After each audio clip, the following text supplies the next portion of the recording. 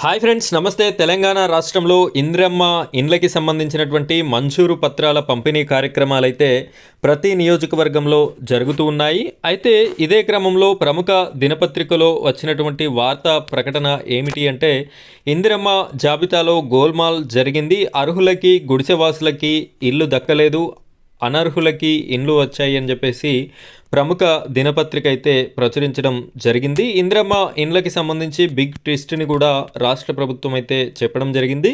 వీటన్నింటికి సంబంధించినటువంటి పూర్తి వివరాలని మనం ఈ వీడియోలో చర్చించుకుందాం. వీడియోని ఎక్కడా కూడా స్కిప్ చేయకుండా చివరి వరకు కంటిన్యూ చేయండి.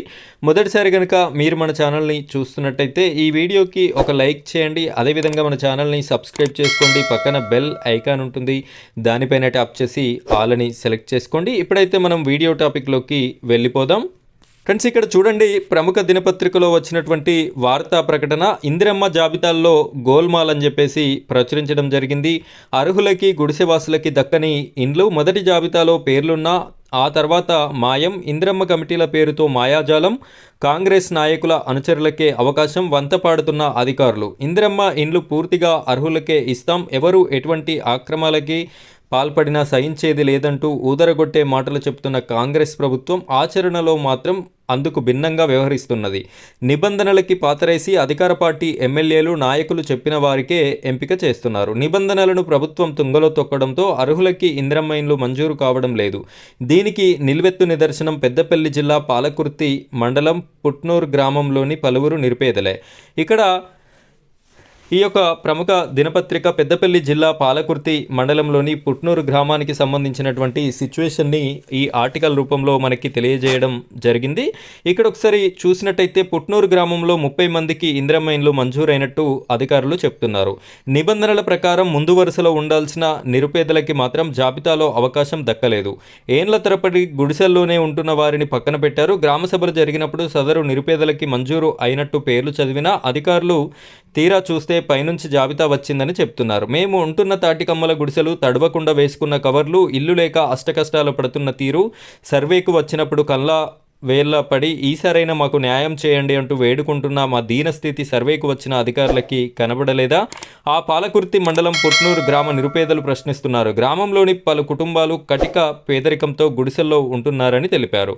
నిజానికి తమ కంటే గ్రామంలో నిరుపేదలు ఉండరని, పై అధికారులు వచ్చి చూస్తే అన్నీ తెలుస్తాయని వారంటున్నారు. గ్రామ సభలు జరిగినప్పుడు తమ పేర్లున్నాయని చెప్పి ఇప్పుడు తమ పేర్లు కనిపించకుండా చేశారని వారు బగ్గుమంటున్నారు. డబ్బులురా ఉన్నోళ్ళకి, భూములున్నోళ్ళకి, చోటామోటా నాయకులకి డబ్బులు ఇచ్చిన వారికి ఇందిరమ్మ ఇండ్లు వచ్చాయని ఆరోపిస్తున్నారు. గ్రామానికి 30 ఇండ్లు వస్తే ముందుగా ఉండాల్సిన తమ పేర్లు లేకపోవడం ఎంపికలో ఎంత అన్యాయం జరిగిందో చెప్పడానికి నిదర్శనమని అంటున్నారు.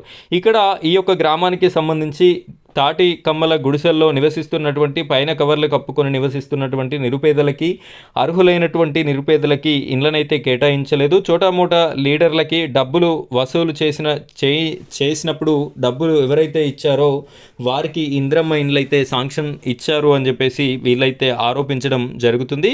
ఇక్కడ ఒకసారి చూసినట్టయితే నాకు 3 ఆడపిల్లలు కనికరించండి అని చెప్పేసి చేతులు జోడించి ఈ చిత్రంలో కనిపిస్తున్నారు ఇద్దరు మహిళలు. ఎన్నికల్లో చేతి గుర్తుకు ఓటేస్తే ఇందిరమ్మ ఇండ్లు ఇస్తామన్నారు. చేతి గుర్తుకు ఓటేసిన మాకు ఇందిరమ్మ ఇండ్లు ఇవ్వలేదు. 3 ఆడపిల్లలతో కూలి పని చేసుకుని బతుకుతున్న ఊళ్ళో నాకంటే పేదవాళ్ళు ఎవరూ లేరు. బాగా ఉన్నోళ్ళకి ఇండ్లు వచ్చిండ్రు. గ్రామంలో 30 మందికి ఇండ్లు ఇస్తే నాలాంటి పేదోళ్ళకు మాత్రం రాలేదు. ఈ విషయాన్ని కలెక్టర్కి కూడా చెప్పినాం. ఒకసారి మా గ్రామానికి వచ్చి మేము చెప్పేది నిజమో కాదో చూస్తే తెలుస్తుంది. గ్రామ సభల్లో మేము ఎంపికైనట్టు చెప్పిండ్రు. ఇప్పుడు అడిగితే మాత్రం మా చేతుల్లో ఏమీ లేదు, అంతా పైనుంచి వచ్చిందని చెప్తుండ్రు. పోనీ మాకెప్పుడు ఇస్తారో చెప్పండి అంటే చెప్తలేరు. పేదోళ్ళకి ఇస్తామని చెప్పి పెద్దోళ్ళకి కాంగ్రెస్ వాళ్ళు ఇస్తుండ్రు. కలెక్టర్ అధికారులు వచ్చి చూసి మాకు న్యాయం చేయాలి అని చెప్పేసి చేతులు జోడించి కలెక్టర్ గారిని అయితే వేడుకోవడం జరుగుతుంది. ఇక్కడ దివ్యాంగుడిని కూడా మనం చూడొచ్చు. నాకు 90% అంగవైకల్యం ఉంది, చెయ్యలేదు, కాళ్ళు లేవు, మంచంలో ఉన్న పూరి గుడిసెలో ఉంటున్న నేను ఇందిరమ్మ ఇంటి కోసం దరఖాస్తు చేసుకున్నా. మొదట నాకు ఇల్లు వస్తుందని చెప్పిండ్రు. సర్వే తర్వాత నా పేరు తొలగించిండ్రు.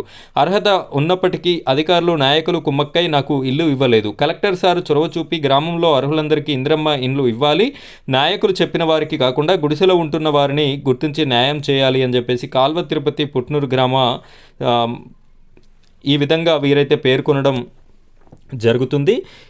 ఈ విధమైనటువంటి సమస్య వీడియో చూస్తున్న మీ యొక్క గ్రామంలో కూడా ఈ విధంగానే పరిస్థితి ఉందా? లేదు అంటే అక్కడ అర్హులకే ఇందిరమ్మ ఇండ్లని ఇస్తున్నారా అనేటటువంటి విషయాన్ని మీరైతే కామెంట్ రూపంలో తెలియజేస్తారని కోరుకుంటున్నాను. ఫ్రెండ్స్, ఇది ఇవాల్టి టాపిక్. ఇందిరమ్మ ఇండ్లకి సంబంధించి ఏ చిన్న టాపిక్ ఉన్నా కూడా నేను మీకు వీడియోస్ రూపంలో అందించడం జరుగుతుంది.